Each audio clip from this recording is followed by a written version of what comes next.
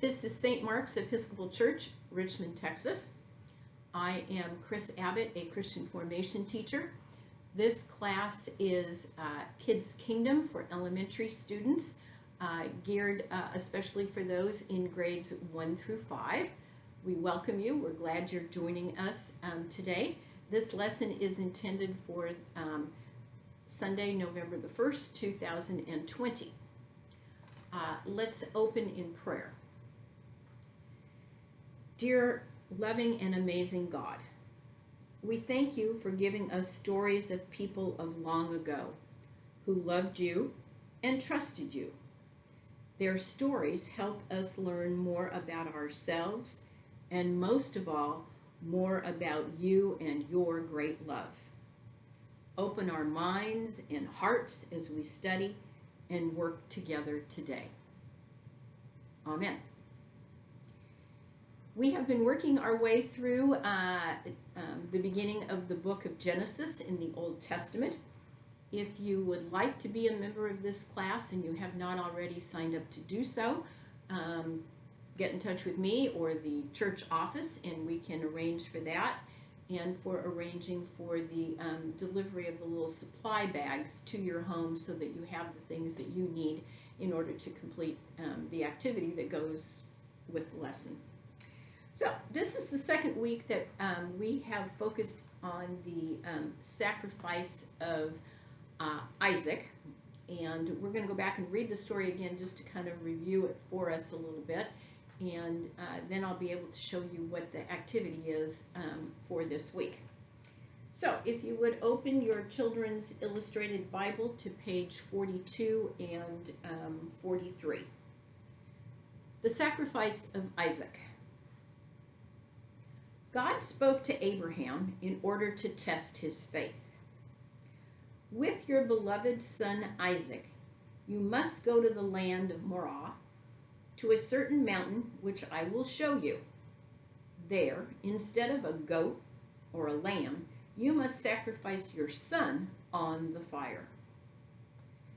The next morning, obedient to God's will, Abraham saddled a donkey and set off for Moriah, taking Isaac and 2 servants with him.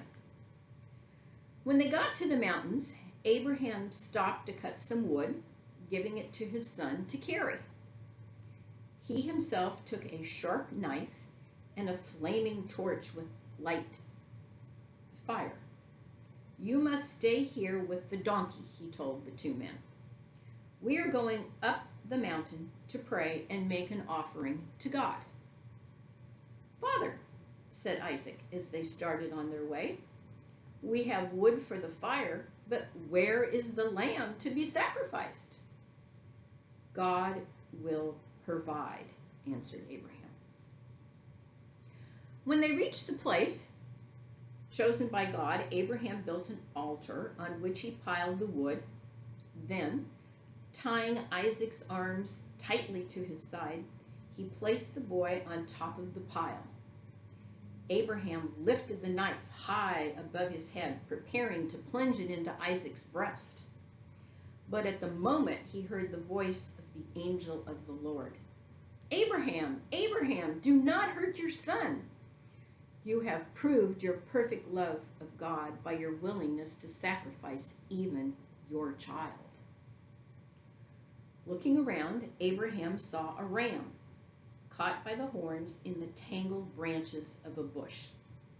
He untied Isaac and, seizing hold of the ram, put the animal on the altar in place of his son. The angel spoke again. Because you have done this for the love of God, you will be blessed, and your son and your son's sons will be blessed, and they shall be as many in number as the stars in the sky. Then Abraham and Isaac together came down the mountain and with the 2 servants returned to Beersheba.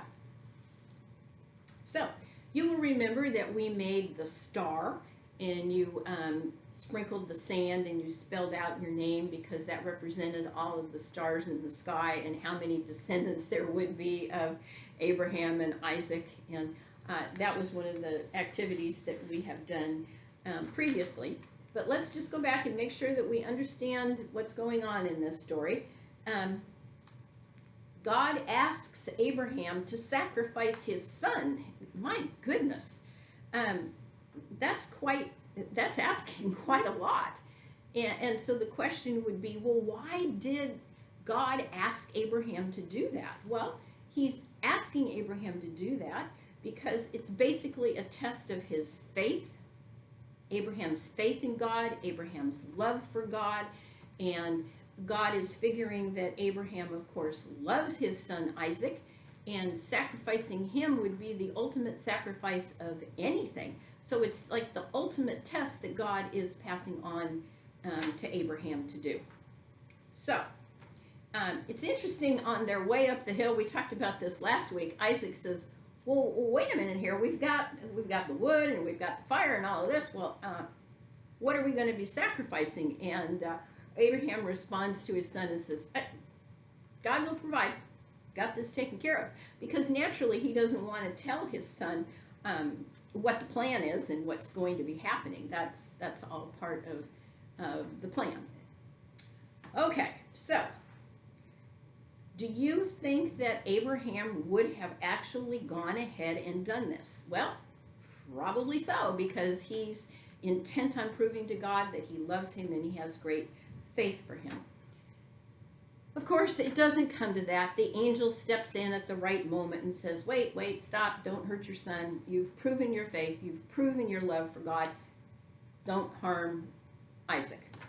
And so, of course, they grab the ram, put him on the sacrifice, and they use the ram instead to prove that.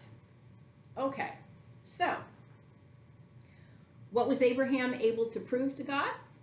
Well, he was able to prove his ultimate love for him and his ultimate faith in him. That's quite a sacrifice indeed. So, what you're going to be doing today, you have your little supply bag, and it should say Sarah and Abraham number 3, November 1st, Abraham bundles. And what you're going to be doing inside your bigger bag was a big bag of stick pretzels from Kroger. And the other thing in the bag was a baggie of rope licorice, long, thin licorice. And what you're going to be making are what I call Abraham bundles. And we're using the pretzels as if they are the wood, and we're using the licorice as if it was what Isaac had used, or what Abraham had used to tie up Isaac. So, basically, you're going to be gathering a few pretzels in your hand, and you'll see that the licorice it comes out in kind of long, long strips. So you can wrap the licorice around several of the pretzels. Beware, however, if you pull it too tight, it will break. And then at one point, you can tie a little knot in it, and you have what I called an Abraham bundle, because it reminds us of what Abraham was going to be doing to his son Isaac.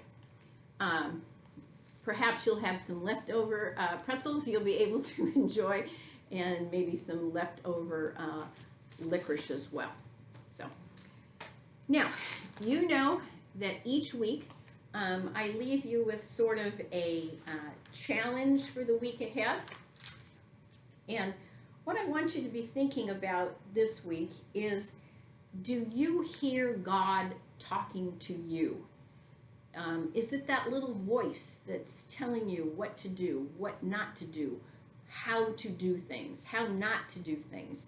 And is that the voice of God directing you in your life, in what you should be doing? And so just think about it sometimes when you're trying to make a decision and you're trying to plan something. Is God guiding you? Is God telling you what what you should be doing and giving you the directions. So, the other thing that was in the lesson plan for your parents, if they had looked at it online, it's a game called It, and it's actually, you need at least 2 people, and it's sort of a tag game where one player is It and the other player is Abraham, and there's a blindfold. The directions are in the lesson plan, and it's actually God calling out, here I am, is what Abraham is responding, and the other player is looking for the person. So anyway, if you want to use that and have some fun with that, that's something you could be doing at home as well. I realized after I finished last week's lesson that I forgot to conclude the lesson with the Lord's Prayer. So I definitely have it with us today, and of course you know that we always conclude with a Lord's Prayer. So the Lord be with you. Our Father, who art in heaven, hallowed be thy name.